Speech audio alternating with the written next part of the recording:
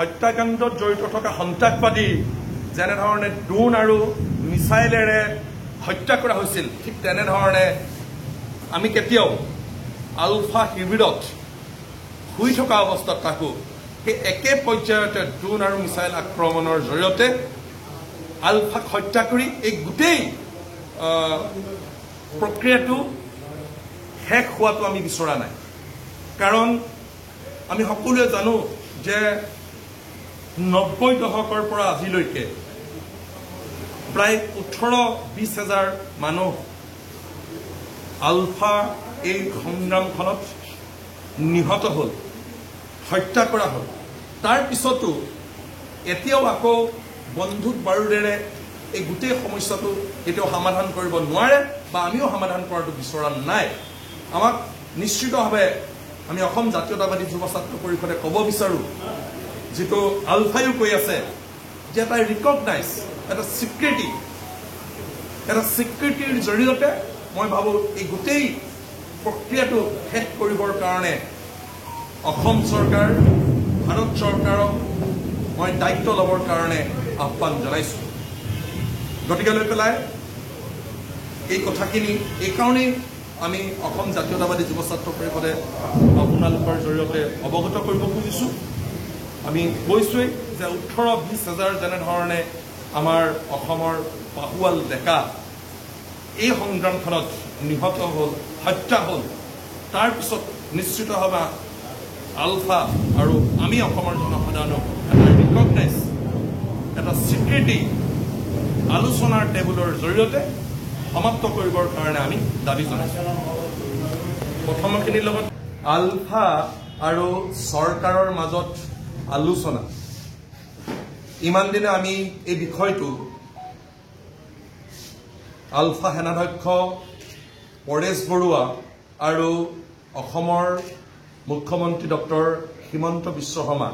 দুয়োগৰাকীৰ পৰা শুনি আছিলোঁ যে আলফা আৰু চৰকাৰৰ মাজত আলোচনাৰ এটা পৰিৱেশ সৃষ্টি কৰিব লাগে আৰু দুয়ো পক্ষই আমি দেখিছিলোঁ ৰাজ্য চৰকাৰ আৰু আলফা দুয়ো পক্ষই আলোচনাৰ স্বাৰ্থত যোৱা 9 বছৰে মুখ্যমন্ত্ৰী ডক্টৰ হিমন্ত বিশ্ব শৰ্মাই কোৱাৰ দৰে আলফায়ো তেনেধৰণৰ সাংঘাতিকভাৱে কোনো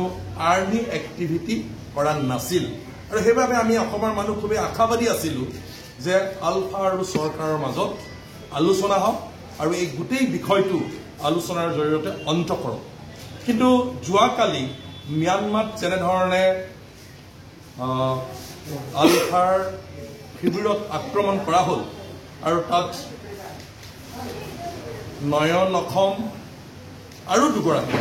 প্ৰদীপ অসম গণেশ অসম এনেধৰণে 3 গৰাকী তেওঁলোকৰ উচ্চ পৰ্যায়ৰ আলফা নেতা নিহত হৈছে তাৰপিছত মই ভাবোঁ যে আলফা আৰু চৰকাৰৰ যিটো আলোচনাৰ পৰিৱেশ সৃষ্টি কৰা হৈছিল ক'ৰবাত নহয় ক'ৰবাত এই পৰিৱেশটো ব্যাঘাতজনক যিটো আমি কোনো মানুহে অসমৰ মানুহে প্ৰধানকৈ বিচৰা নাছিলোঁ বা প্ৰধানকৈ আমি অসম জাতীয়তাবাদী যুৱ ছাত্ৰ পৰিষদে বিচৰা নাছিলোঁ যে আৰু এটা সংঘাতপূৰ্ণ পৰিৱেশ সৃষ্টি হওক আকৌ অসম যি শান্তিৰ পৰিৱেশ আছে সেই শান্তিৰ পৰিৱেশ নাইকিয়া হওক তেনেধৰণৰ এটা পৰিৱেশ আমি কেতিয়াও বিচৰা নাছিলোঁ আমি কেৱল মাত্ৰ আলফা আৰু চৰকাৰৰ মাজত আলোচনা বিচাৰিছোঁ কিন্তু যোৱাকালি যিটো ঘটনা ঘটিল এই ঘটনাই ক'ৰবাত নহয় ক'ৰবাত ব্যাঘাত সৃষ্টি কৰিছে এতিয়া আমি সকলোৱে জানো যে আলফা এটা নিষিদ্ধ সংগঠন আলফা এটা সশস্ত্ৰ সংগঠন আলফা এটা চৰকাৰৰ দৃষ্টিত বেআইনী সংগঠন বা চৰকাৰে বেআইনী ঘোষণা কৰা এটা সংগঠন তাৰ পিছতো আলফা এই সংগঠনটো ক'ৰবাত নহয় ক'ৰবাত অসমৰ মানুহৰ বুকুত বা অসমৰ মানুহে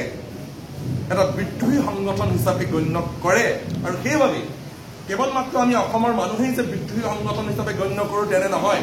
ভাৰত চৰকাৰেও বিদ্ৰোহী সংগঠন হিচাপে গণ্য কৰে অসম চৰকাৰেও বিদ্ৰোহী সংগঠন হিচাপে গণ্য কৰে কাৰণে বিগত সময়ত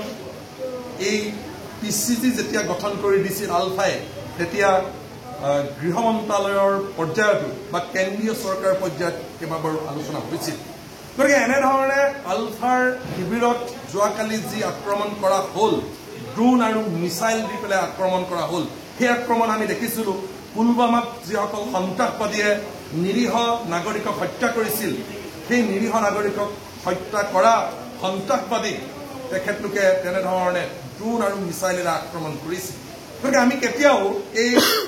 পুলৱামা ঘটনাৰ লগত জড়িত থকা সন্ত্ৰাসবাদী আৰু আমাৰ অসমৰ